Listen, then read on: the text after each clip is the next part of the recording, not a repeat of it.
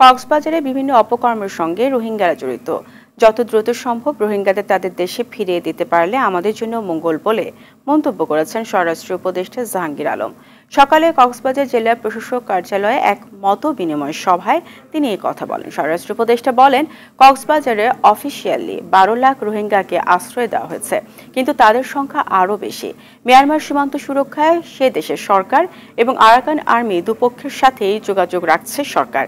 যত দ্রুত সম্ভব রোহিঙ্গাদের সে দেশে ফিরিয়ে নিতে হবে বলেও জানান স্বরাষ্ট্র উপদেষ্টা।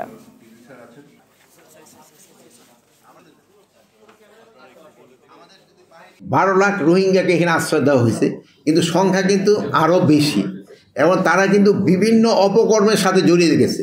তাদের আমরা কত তাড়াতাড়ি তাদের এলাকায় বা তারা যেই এলাকার বাসিন্দা, যেই দেশের বাসিন্দা ফেরত দিতে পারি, অতই আমাদের জন্য মঙ্গল।